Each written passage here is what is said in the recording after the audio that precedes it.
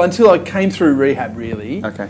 and started my recovery from addiction and everything else, that I started to think, this is when I'm good. Like, as shit as I feel right now, Jesus, that's some good work, you know? So it was like a gift wrapped in shit. Welcome to Beyond the Beers. Conversations with men that break the stereotype. We men love a good yarn, some banter, even better over a beer, or 10. Sadly though, for many men, it never goes beyond that, if at all. Beyond the Beers is a place for men to actually go beneath the surface level chat, to learn, to listen, to laugh, and grow.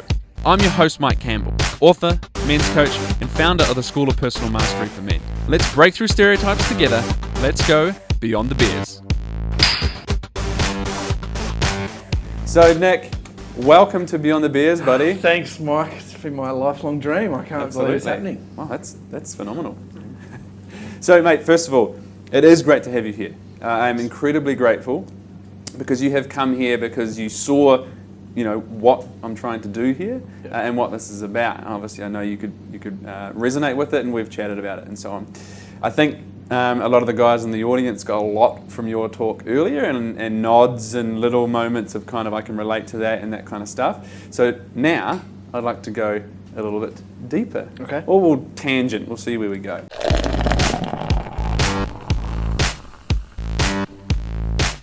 So you shared an amazing and very real story earlier.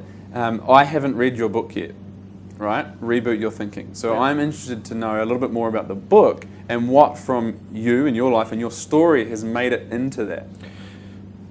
A lot. Yeah. You know, we talk a lot about the under the surface stuff, and from my point of view, the book is pretty much as under the surface as you can get. The first chapter is the hardest thing I've ever written, and a lot of people have told me it's the hardest thing they've ever read because it's all there, all the trauma, all the yuck, you know. Yep.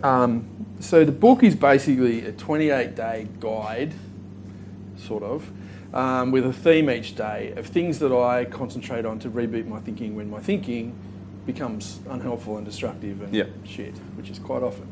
So if I continue to just, and you know, the themes like resilience, fun, shame, pain, anger, you know, good stuff and bad stuff, that I can just concentrate on and be mindful of for a 24-hour period, because I only live in 24-hour periods these days, and then I go to the next one and so on. The book was a long time coming, but very quickly written, actually. Okay.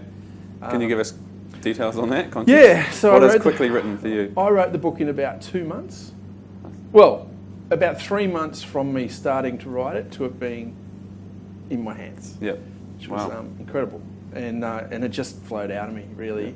Having said that, and I mentioned this morning too, that when my depression is at its worst, my creativity is at its best, and most of that book was written when I was under the blanket, like quite literally. Yep. So it was just a sort of shit time to produce something actually quite cathartic, you know. Yeah. And now that it's kind of out there, and people are buying it that I don't know, not just my family and friends, which is nice. I'm not constantly, but I'm occasionally, you know, see it in the wild, you know, or some random person who I've got no connection with at all sends me a really nice message, and I find it quite empowering, actually. Very nice. So then you just, you know, shared this earlier with us around your creativity as when your depression is at its, you know, deepest, I suppose. Yep. Was that something you always knew? Has it taken you a long time to be aware to that? How did you come to it? And when do you become aware to it in the moment? I think it's, you know, I try to speak in the I as much as I can, right? I try not to generalize, but I feel like a lot of creatives do their best work when they're probably not the best versions of themselves. And for me, I never put those two things together until I sat down. Well, until I came through rehab, really. Okay. And started my recovery from addiction and everything else, that I started to think, this is when I'm good. Like, as shit as I feel right now, Jesus, that's some good work, you know? So it was like a gift wrapped in shit, really. So,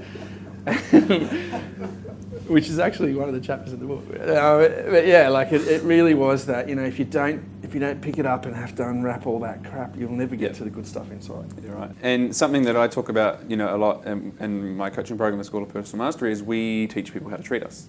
right? Which is essentially kind of what you're talking about there. So in and around some of the bigger moments in your life that you shared with us earlier around, your condition, addiction, all that kind of stuff, how have you found the transition in and around the people in your life in that regard? About giving them...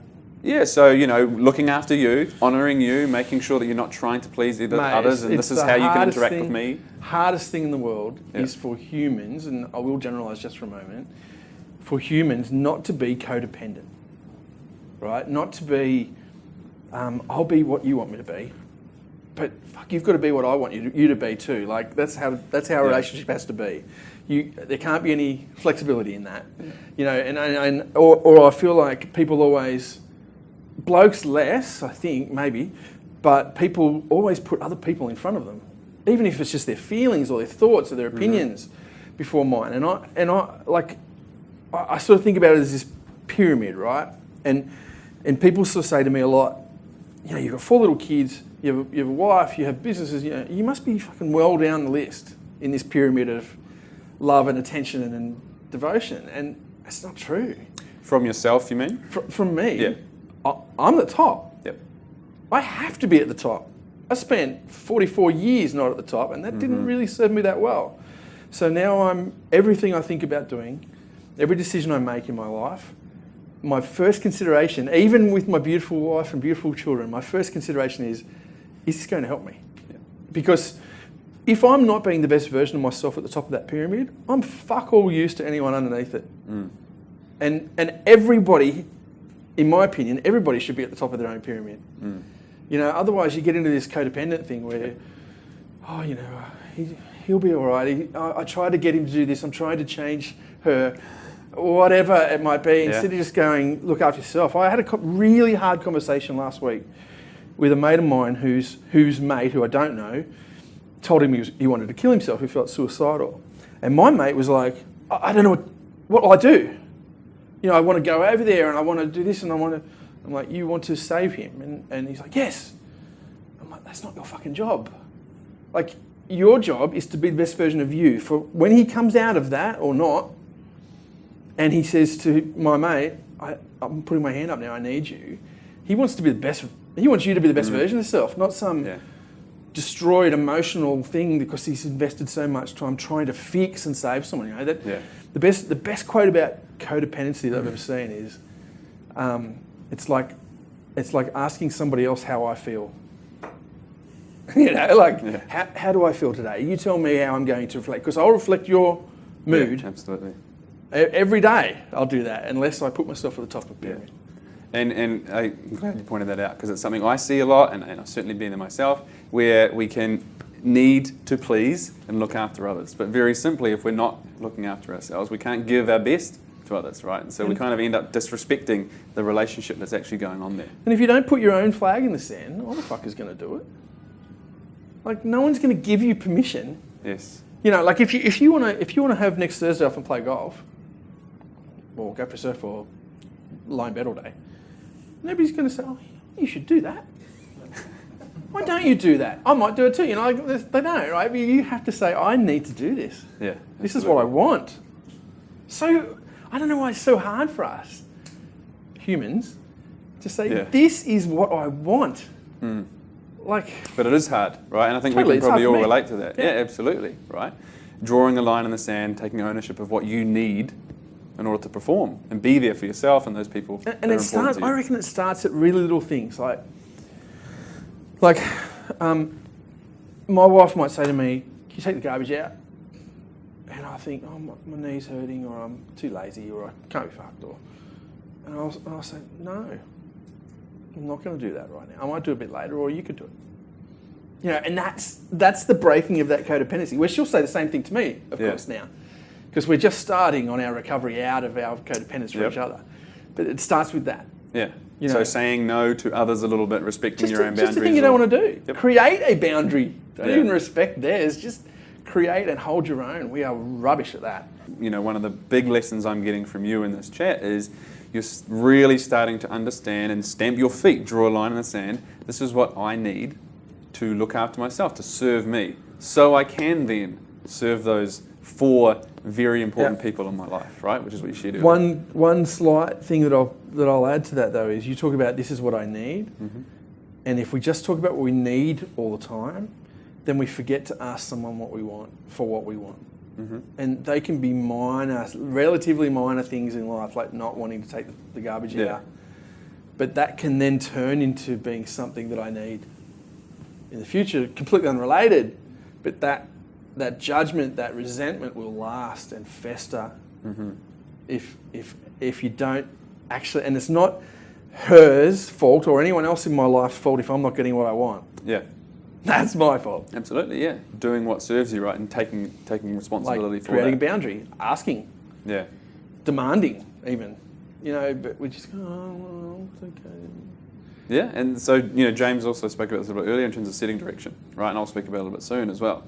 If we don't lead and set direction by asking, by setting boundaries, then we just float. We hand our power away, and all of a sudden things like resentment and so on can come in, right? And then conversely, you can't give anyone permission to be better either. And